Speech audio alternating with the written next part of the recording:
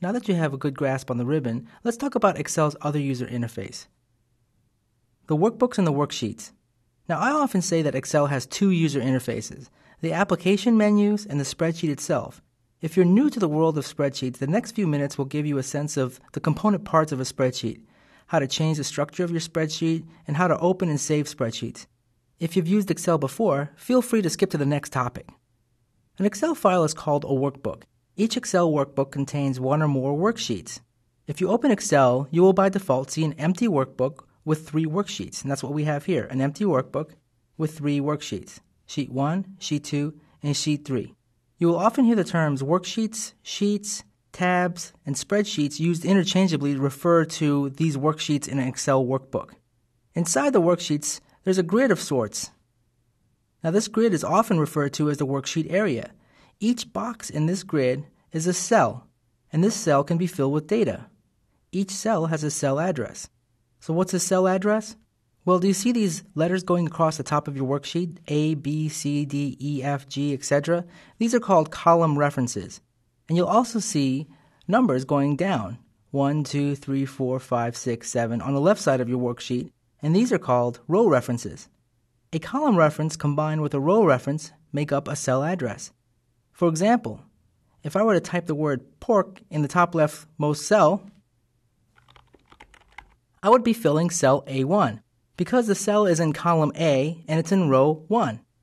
If I were to ask you to enter Mike Alexander is awesome in cell E5, where do you think you would type? Now here's a hint. Click anywhere on your spreadsheet and notice how the column and row of the cell that your cursor is currently in is highlighted. Move the cursor using the arrow keys on your keyboard until column E and row 5 are highlighted. That's cell E5. So how many cells are there? Well, Excel 2007 has 1,048,576 rows, and it's got 16,384 columns. Now, if my math is correct, that puts the cell count over 17 billion cells. That means there are 17 billion cells in a single Excel worksheet. So what happens if you need more than the 1 million rows and 16,000 some odd columns? Well, the answer is you have to start a new worksheet. It's important to remember that the number of rows and columns in Excel are fixed and they can't be surpassed. And by the way, the number of rows in Excel 2007 have dramatically increased since previous versions of Excel where the row limit was a little over 65,000 rows and the column limit was a little over 250 columns. As mentioned before, when you open up a new Excel workbook, you typically start with 3 worksheets, Sheet 1, Sheet 2, and Sheet 3. Now, if 3 worksheets isn't enough for you, you can easily add another worksheet simply by going to the Home tab, selecting Insert, and selecting Insert Sheet.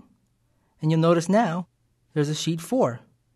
Another more convenient way of adding a sheet is clicking on the Insert Worksheet icon next to each sheet name.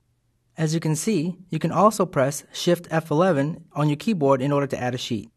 In order to do the opposite and delete a worksheet, you would simply right-click on your target sheet and hit Delete.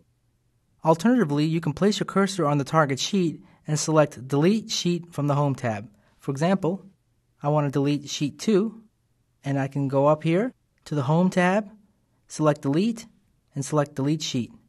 Excel is going to ask me if I'm sure that I want to delete the sheet. I'll say yes and go ahead and delete, and the sheet is gone. Now this is probably a really good time to bring up a simple fact. In Excel, there are often multiple ways to perform any one action. Now because I'm fairly lazy, I typically try to find the method that has the least amount of mouse clicks. So it's often best practice to play with Excel worksheet, right-click here and there. Try to discover the various ways of performing an action that may save you time and steps. Finally, let's talk a little bit about how to rename worksheets. Again, when you add a worksheet, you'll notice that Excel assigns automatic default name of Sheet 1, 2, 3, 4, or however many sheets that you have going. You can easily change the name of your worksheets by simply right-clicking on the Worksheet tab and selecting Rename. Once you select Rename, you'll notice that the name is highlighted. You can simply delete the name at this point and enter a new name. Click off the Worksheet tab, and your worksheet has been renamed.